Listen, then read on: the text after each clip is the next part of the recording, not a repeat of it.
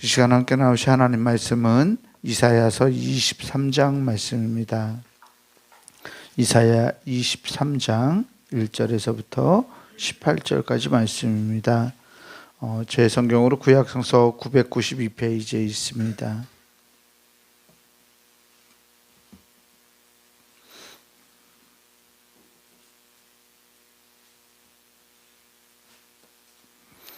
이사야서 23장 1절에서부터 18절까지 말씀.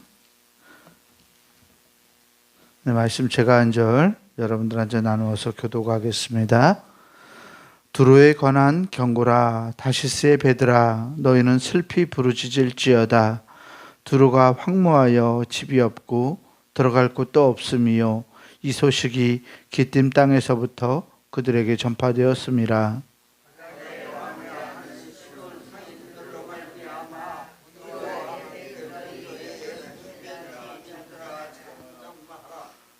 시올의 곡식 곧 나일의 추수를 큰 물로 수송하여 드렸으니 열국의 시장이 되었도다.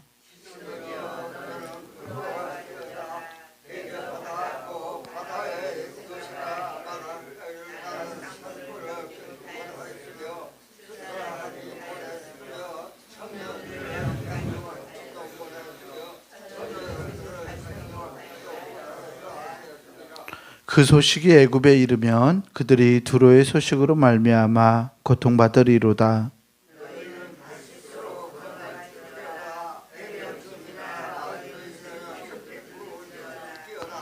이것이 옛날에 건설된 너희 희락의 성, 곧 그 백성이 자기 발로 먼 지방까지 가서 머물던 성읍이냐?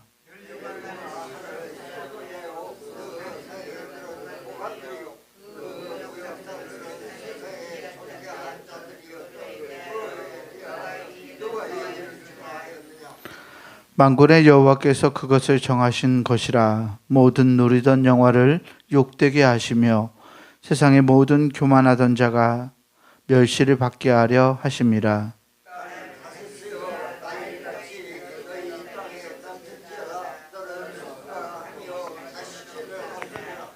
여호와께서 바다 위에 그의 손을 펴사 열방을 흔드시며 여호와께서 가나안에 대하여 명령을 내려 그 견고한 성들을 무너뜨리게 하시고,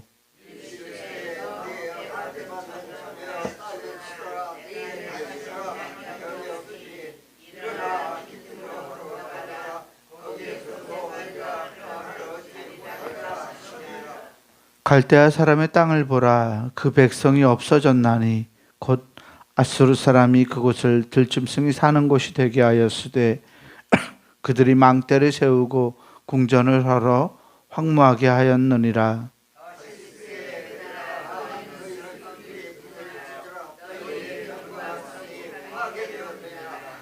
그날부터 두로가 한 왕의 연한같이 70년 동안 잊어버린 바 되었다가 70년이 찬 후에 두로는 기생의 노래같이 될 것이라.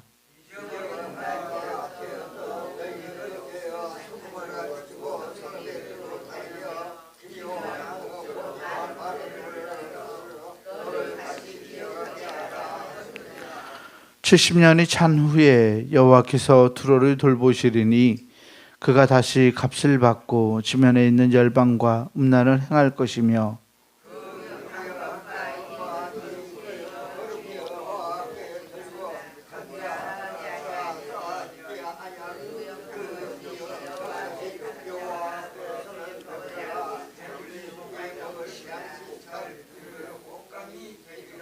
아멘. 우리 주님이 주신 은혜와 평강이 오늘 새벽 하나님께 나아가는 모든 교우들에게 함께하기를 주의 이름으로 축원합니다.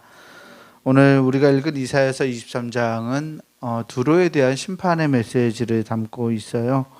오늘 말씀까지 해서 또 한 섹션이라고 할 수 있는, 그러니까 이스라엘의 주변국들에 대한 하나님의 심판의 메시지가 끝나고 또 전 세계로 이것이 확장되는 상황이 벌어지게 되는데요. 두로에 대한 경고라라고 이렇게 말씀하시면서 여러 가지 이야기를 하고 있어요. 성경에서 이 두로라고 불리우는 이 나라 늘 시돈이라는 곳과 같이 자주 언급되죠. 두로와 시돈 이렇게 짝처럼 언급되는 이 성읍들은 페니키아 지방이라고 해서 이스라엘 왼쪽에 바닷가에 자리에 있는 블레셋을 넘어서 이스라엘 옆으로 해서 레바논까지 쭉 이어지는 그 바닷가의 자리에 있는 도시들이에요. 이 바닷가의 자리에 있던 이 두로와 시돈은 당시에 굉장히 경제적인 부를 많이 차지하고 있었던 도시들이었는데요. 두로와 시돈이 그렇게 유명한 이유는 무역을 했기 때문에 그래요. 이 두로와 시돈이 동쪽으로는 그러니까 이스라엘의 위를 기준으로 동쪽으로는 아수르라는 거대한 제국이 있었고요. 또 서쪽 해변가에는 이 두로와 시돈이라는 뭐라고 할까요? 자그마한 성읍들, 겉으로 볼 때는 그렇게 큰 성읍들이 아닌데 그 성읍들이 자리에 있었어요. 물건을 팔고 이 당시에 지중해 패권을 쥐고 있었던 나라들이에요. 도시 국가들인데 큰 제국들이 이 두로와 시돈을 가지고 싶어 했어요. 가지고 싶어 했지만 쉽게 함락되지도 않았고, 왜냐하면 섬처럼, 두로는 섬처럼 생겼거든요. 육지에서 이 두로를 넘어가려면 싸움을 해야 되는데 멀리 떨어진 섬은 아니에요. 멀리 떨어진 섬은 아니었고 몇백 미터 이렇게 떨어져 있는 섬이지만 육지의 대군들이 그것을 건너가서 싸움을 하기에는 커다란 무리가 있었어요. 항해술도 두로는 굉장히 뛰어난 나라였고 또 거대한 성벽으로 둘러싸여 있어서 나중에 알렉산더 대왕이 이 두로를 점령하기 전까지 그 흙길을 쌓아서 점령하기 전까지 이 두로는 강대국들에게 점령당하지 않았던 그러한 도시였습니다. 이렇게 강력한 도시, 당시 지중해의 패권을 가지고 있었던 도시, 무역을 하려면, 해상 무역을 하려면 이 두로를 거쳐서 스페인이나 오늘날 그리스 지역으로 배들이 왔다 갔다 했거든요. 이 두로를 통해서 이집트는, 애굽에서는 곡식들을 지중해 쪽으로 수송을 했었고요. 그런데 이 강력하고 부했던 이 항구 도시 이 두로에 대해서 하나님이 심판을 경고합니다. 1절 말씀에 다시스의 배들아, 스페인으로 가는 배들이죠. 오늘날 스페인으로 가는 배들인데, 다시스의 배들아 너희는 슬피 부르짖을지어다. 두로가 황무하여 집이 없고 들어갈 곳도 없으며 이 소식이 기띔 땅에서부터 그들에게 전파되었습니다. 아멘. 두로가 함락되게 될 거다. 두로가 멸망하게 될 거다. 그래서 다시스의 배들은 슬피 울게 될 거다. 황무하에서 이제 들어갈 곳이 없게 될 거다라고 말하죠. 시돈도 마찬가지로 바다에 왕래하는 시돈 상인들로 말미암아 부요하게 된 너희 해변 주민들아 잠잠하라 하면서 3절에는 나일의 추수를, 그러니까 이집트에서 곡식을 거두어서 큰 물로 수송하여 드렸으니 이 시돈, 두로와 시돈이 열국의 시장이 되었다라고 말하고 있죠. 그런데 시돈에게도 너는 부끄러워하라 라고 말하고 있어요. 이 4절에 하는 말은 바다가 하는 말인데요. 대저 바다, 곧 바다의 요새가 말하기를 나는 상고를 겪지 못하였으며 출산하지 못하였으며 청년들을 양육하지도 못하였으며 처녀들을 생육하지도 못하였다 하였습니다. 시돈이 그렇게, 시돈 자기의 능력을 가지고서 어떤 것들을 생산해낸 것이 아니었기 때문에 이런 말씀을 하고 있죠. 그래서 두로와 시돈이 멸망하게 되면 그 멸망의 소식이 이집트에 이르게 되면 두로의 소식으로 말미암아서 애굽이 고통받게 될 거라고 말하고 있습니다. 왜 하나님은 두로와 시돈을 멸망시키겠다고, 두로와 시돈을 심판하시겠다고 말씀하고 있을까요? 그 이유는 오늘 말씀 8절에서부터 11절에 이르는 구절들에서 볼 수 있습니다. 두로를 이렇게 표현하고 있어요. 하나님의 관점에서 면류관을 씌우던 자요, 그 상인들은 고관들이요, 그 무역상들은 세상의 존귀한 자들이었던 이 두로에 대하여서 누가 심판을 정했느냐라고 물으면서 하나님의 심판을 선언하고 있죠. 면류관을 씌우던 자래요. 상인들이 고관들이었던 그 무역상들이래요. 세상으로부터 존귀한 자들이라고 불렸던 나라라고 이야기합니다. 그들을 심판하는 것은 만군의 여호와께서 정하신 것이라고 말하죠. 모든 누리던 영화를 욕되게 하시며 첫 번째 심판하는 이유인데요. 9절 말씀 후반부에 보면 세상의 모든 교만하던 자가 멸시를 받게 하려 하심이라. 아멘. 결국 두로와 시돌이 멸망하는 것은, 그들이 심판의 메시지를 받는 것은 그들이 하나님 앞에서 교만했기 때문입니다. 교만은 패망의 선봉이라는 말이 있죠. 이 두로와 시돌은 자신의 힘을 과시하였고 경제적인 능력을 가지고서 용병들을 도입해서 나라를 지키고 그 도시국가를 무역을 관장하면서 도시국가를 운영해 왔습니다. 어떤 나라도 두로를 무너뜨리지 못할 것처럼 섬 주위에 성벽을 쌓고 견고하게 그렇게 살아갔지만, 하나님은 이 두로가 교만했기 때문에 교만해서 멸시를 받게 하실 것이라고 말씀합니다. 그래서 10절에 두로의 멸망으로 인해서 다시스가 자유하게 될 거다, 스페인의 배들이 자유하게 될 거다라고 말하고 있죠. 두로에게 멸망을 심판하는 두 번째 이유는 11절에서 추측해 볼 수 있는데요. 11절에 하나님은 이렇게 말씀합니다. 여호와께서 바다 위에 그의 손을 펴사 열방을 흔드시며 여호와께서 가나안에 대하여 명령을 내려 그 견고한 성들을 무너뜨리게 하시고. 아멘. 가나안이라는 이름이 나와요. 두로는 이 페니키아 지방, 즉 이스라엘이 점령하고 다스려야 할 가나안 지방에 속했던 나라들이었어요. 이 가나안은 구약 성서에서 굉장히 부정적인 의미로 많이 이해가 됩니다.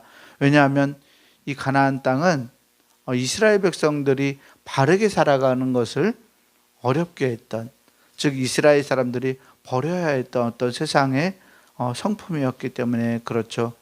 그래서 이 이스라엘이 가나안 땅에 들어온 이후에 가나안의 문화를 흡수하고 가나안의 종교를 흡수하고 가나안의 세속적인 정치 제도를 그대로 물려받아서 이스라엘 백성들이 살아갔어요. 하나님 백성들이 하나님을 따르기보다 세상이 보기에 편리한 방식대로 세상의 가치관을 가지고서 그렇게 본받아 갔기 때문에 이스라엘 백성들이 결국은 심판을 받을 수밖에 없었는데요. 하나님에게 이 가나안은, 이스라엘 백성들에게 가나안은 심판받아야 할 대상이었어요. 즉 버려야 할 대상이었죠. 하나님은 이 드로아 시돈을 심판하심으로써 이 가나안에 대한 하나님의 정복 사업을 마치고 있는 것을 상징적으로 우리에게 보여주고 계십니다.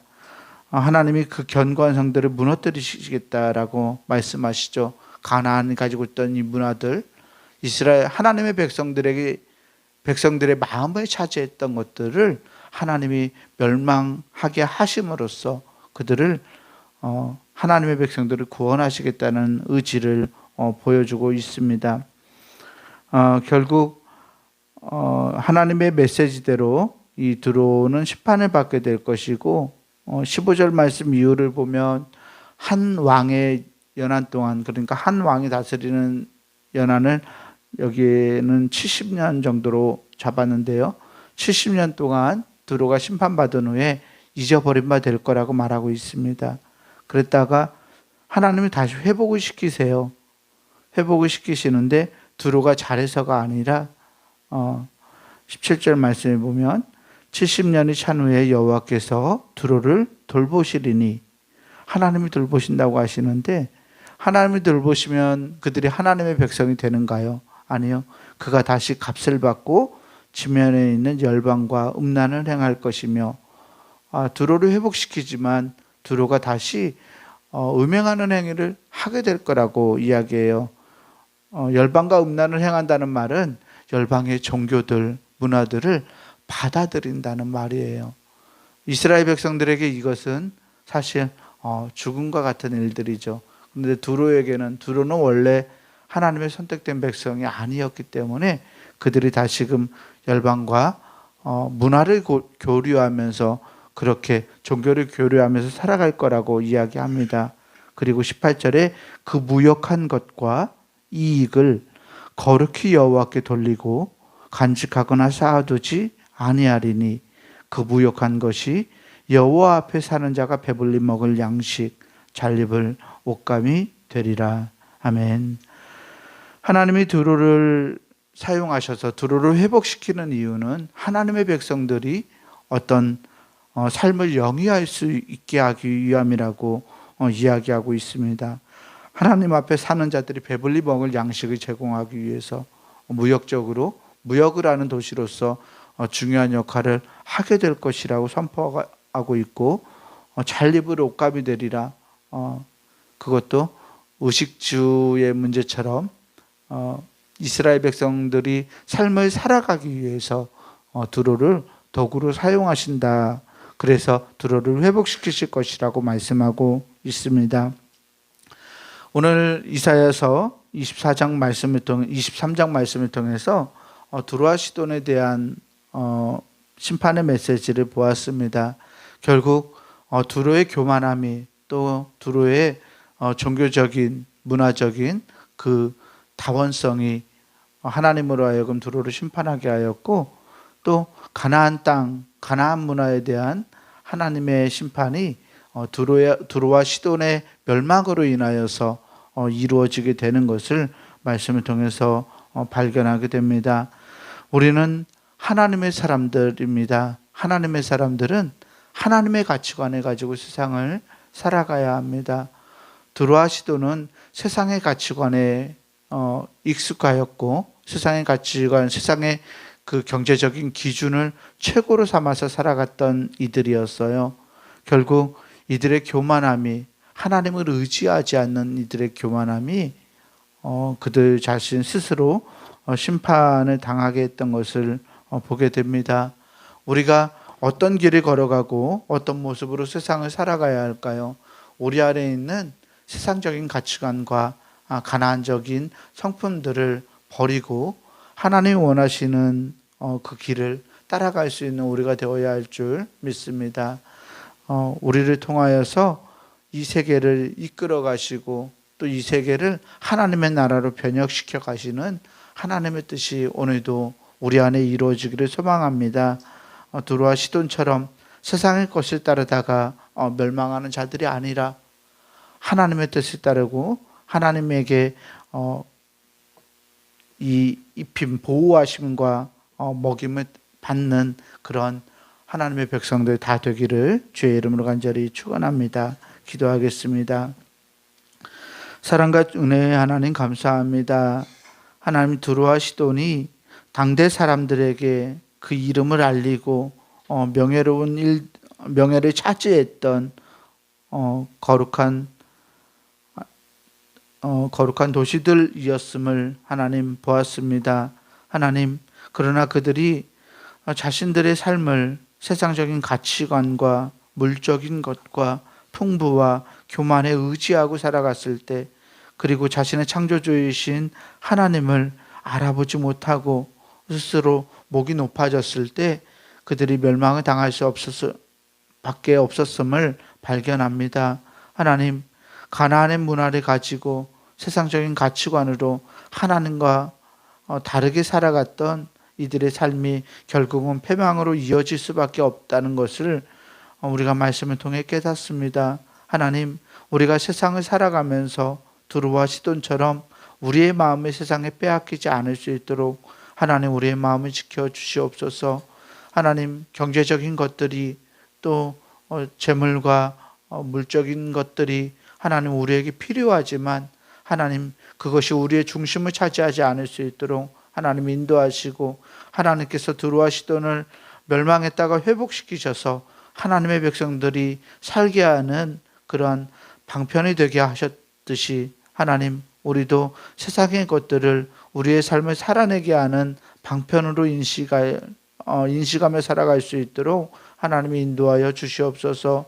오직 하나님만이 우리를 구원하실 수 있음을 믿음으로 고백할 수 있는 사람들이 되게 하시고, 날마다 주님이 주시는 은혜 가운데 거하고 주님을 의지하면서 세상을 살아낼 수 있는 하나님의 사람들 다 되게 하여 주옵소서. 우리 구주 예수 그리스도 이름으로 감사하며 기도하옵나이다. 아멘. 하늘에 계신 우리 아버지여, 이름이 거룩히 여김을 받으시오며 나라가 임하시오며 뜻이 하늘에서 이루어진 것 같이 땅에서도 이루어지이다. 오늘 우리에게 일용할 양식을 주시옵고, 우리가 우리에게 죄 지은 자를 사하여 준 것 같이 우리 죄를 사하여 주시옵고, 우리를 시험에 들게 하지 마시옵고 다만 악에서 구하시옵소서. 나라와 권세와 영광이 아버지께 영원히 있사옵나이다. 아멘.